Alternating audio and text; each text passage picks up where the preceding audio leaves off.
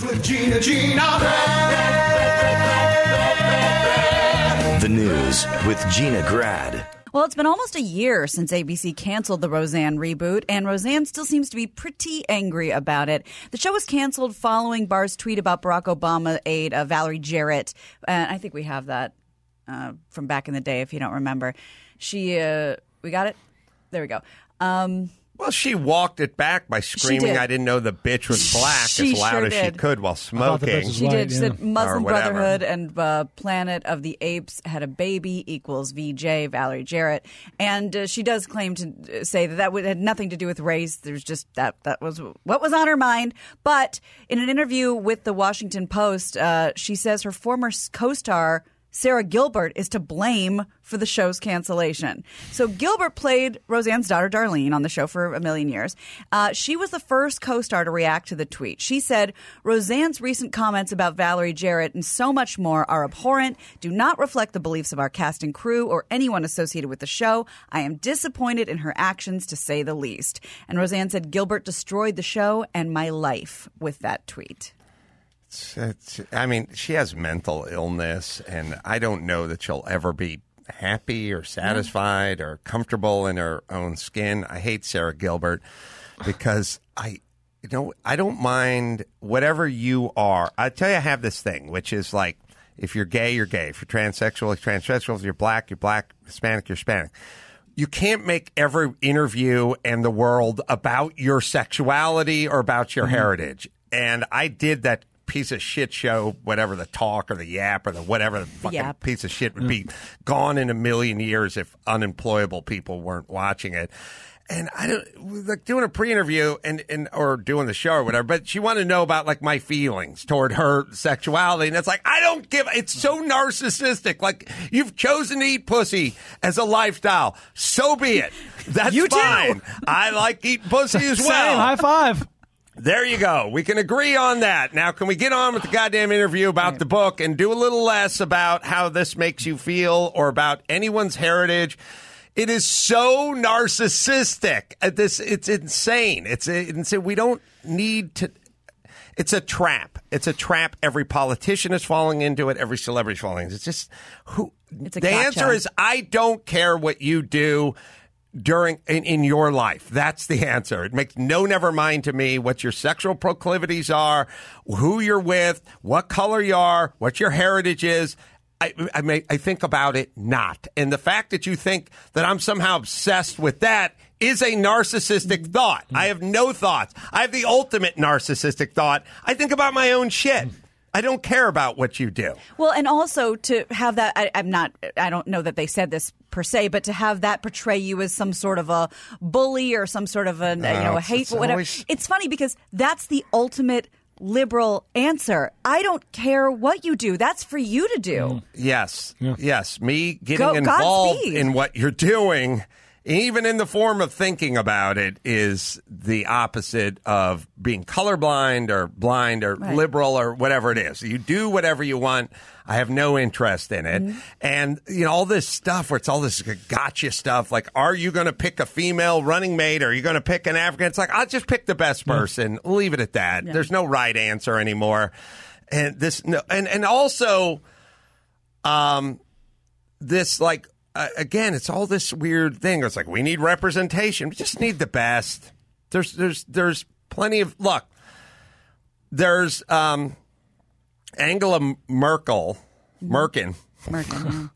on one side. There's Margaret Thatcher on the other. They're both females. They're both running. They ran countries. They both did it in very different ways and a very different political whatever. Who's to say which is better? If you're on one side, you agree with Angela. If you're on the other side, you agree with Margaret Thatcher. But it has nothing to do with their ovaries. Right. It's just that's different leadership styles. There is not a Republican on the planet that wouldn't vote for a reincarnate a Margaret Thatcher, a Margaret Thatcher in 2012 over Barack Obama, or any any white male on that side. I'll pick a white Clinton, Bill Clinton. They would all go, and they'd go the other way too.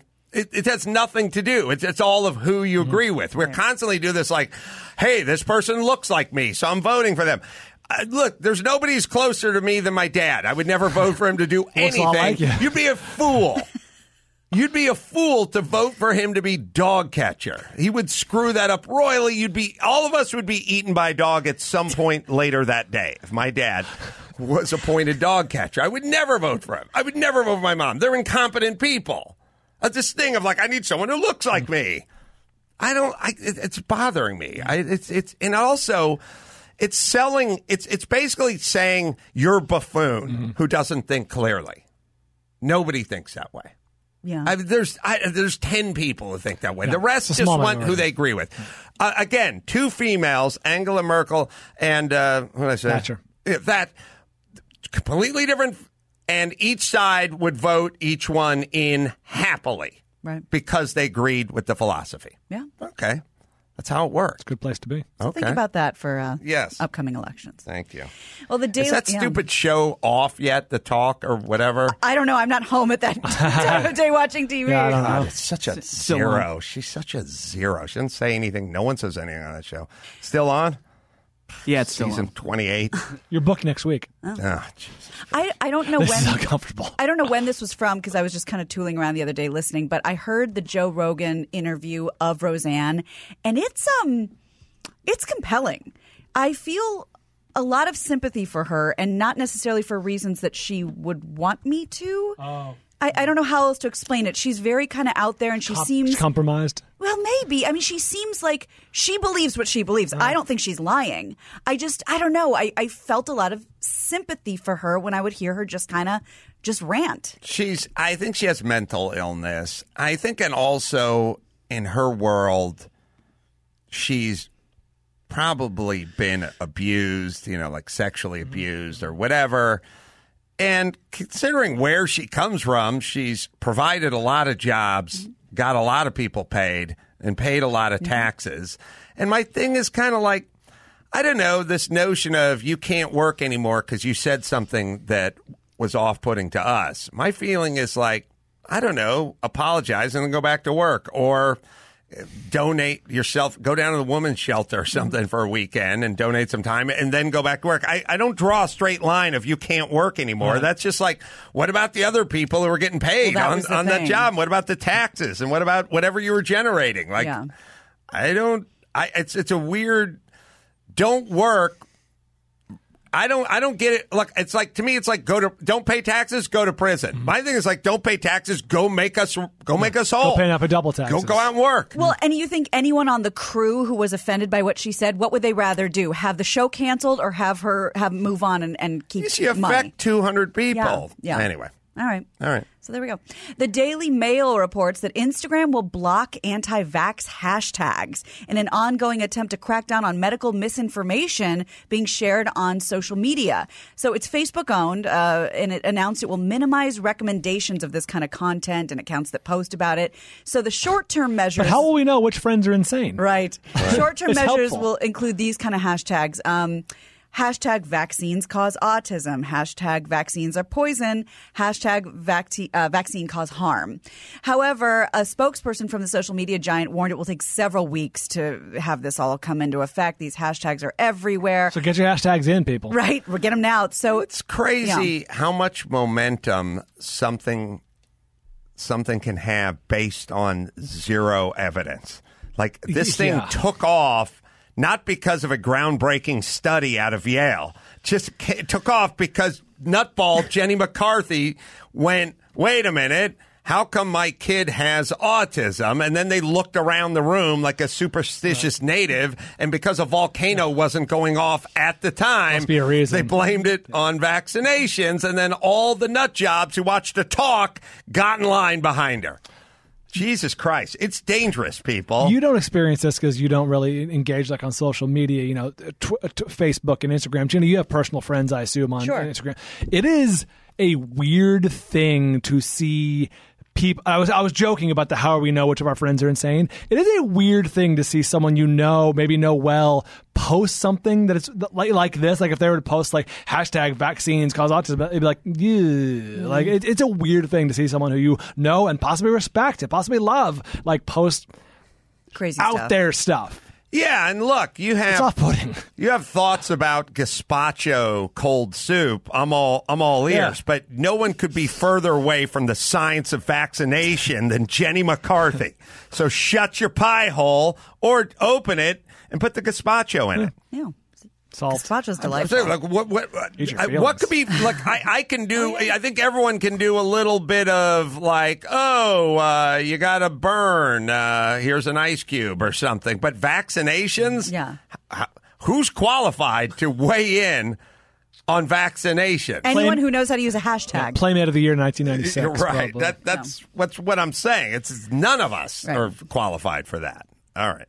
Sad and weird. Yeah. So Carolina Panther quarterback Cam Newton has a plan in place in order to bounce back from disappointing 2018. He went on the Late Late Show with James Corden to explain the different challenges he takes on each month to sort of challenge himself, his body, his mind. He's been doing it since January. Here's Newton running down the list with actor David Boreanaz sitting beside him, what he's doing, what he's giving up every month. Okay, so every month I've really, this has been the off season. I try to challenge myself in many different ways. Okay, January, I decided the whole year I'm not going to bet. Right. So I signed Going his to where? fantasy No, you won't league. bet. That no was another betting. thing I was I losing said at. Sure. So no bets in January. Then it carried over. Then No bets. February. What was February? Oh, vegan. Yeah, so vegan, vegan in February. Vegan in February. So far, two things that aren't going to help on So the vegan in field. February. Maybe this last one, though. So we got, vegan in February. Oh, no masturbation. And then March, I'm giving, I hope this is an adult crowd. It looked like it is. No Masturbation. climax. No climax. The band? Shut the front door. Straight up. No. I'm going through a transition right now. Like, Oh, no. I'm God. How many days in March? In February, you got 28 days in February. 31 in March. Oh, you do not want to run into him at the public pool on like the 30th. Yeah. It's March 22nd. Run! Here comes Cam. And listen, no does not mean no. If he means yes, He sees the goal line and he's running naked bootleg. He's built like an action figure. That guy, man, you can't get away from him. No. That's an Adonis of a man. He's an Adonis. It's weird because they always kind of talk about, maybe it's a little racist, they talk about Garoppolo or Tom Brady or Yep. something. He quietly could be the best looking dude in the NFL. Easily. If everyone got down to their underpants, Yeah. I think he'd win that. He'd win that calendar competition. I don't personally find Tom Brady to be as attractive as everyone else does. Oh boy, This So, hurts. This I'm hurts. sorry. I think Garoppolo, super cute. And Cam, come on. And then Tom's somewhere, Tom's good looking dude. conventional. It's just, I don't see everyone else. Conventionally ruggedly handsome. He's good looking. Garoppolo has more interesting features, and Cam does as well. It's my theory. I don't really think of this for Tom, but I'm doing it for your sake. Okay. There are people that are good looking because there is nothing wrong with them. Right. There's just nothing wrong with them. And he sort of falls under that heading. Now, Cam is kind of a weird phenom, and there are other guys that have like piercing this or whatever that. And it's not totally that, but he's got a dusting. There's skinny blondes that are. Jennifer Aniston is good looking because there's nothing bad looking about her. Right. And thus she's good looking, but it still's not the Angelina Jolie je ne sais quoi, like crazy things that I are hear put ya. together. Sure. All right, Jan, let's do one more. All right. Well, a couple in South Texas recently challenged Petco's all leashed pets are welcome policy by bringing in their African Watusi, which Hold looks on a second. Cam Newton not gambling in January. Is that how is that going to translate onto the And he said in January he decided he's not gambling for the rest of the year. I think But that's what he said in the interview. Doesn't the NFL strongly frown upon that? Yeah. That's what that struck me as odd. Maybe a poker night with the guys. But with that logic, then, starting in March, he's going to go through 2019 without a climax? Well, he didn't specify that. I thought he was talking about the month. Yeah, he was just talking about about the month. I thought don't he know, did too, but then I heard him say. I think Gambling- for January, he said it for the year. That's what he said for in the interview. year. Yeah. All right, so no Specifically, gambling, yeah. which again, if I'm a Carolina fan, I'm like, I didn't know you had a problem. I was going to say, if that's the first thing you give up in the year. Yeah. Are you like shooting dice on the sideline? And if not, who cares if you're playing He should have online been more poker? specific about that, because is he playing like locker room cards, like dominoes, or is he like... now you got people nervous. Is he taking Carolina -3? And by the way, the guy who's 6'5", 270 and is built like an action figure, going vegan is not going to help his frame. I don't feel like that's a good one either. He takes a lot of him. punishment, too, the style he plays. Yes. He Yeah. runs a lot. All right. Well, that was only not going to 28 days. orgasm. I thought I was going to hear something like watch a lot of game film or run dragging a truck tire. You know what I mean? Tim Tebow's at home going, it doesn't work, Cam. It doesn't make you a better That's quarterback. right. Yeah. All right, so back to Petco. I think we have some video that you can see him walking his giant. Oh, my God. Giant. It's like a bull, like a longhorn. Into Oh, Petco. look at those horns. God. That horn is as tall as the man.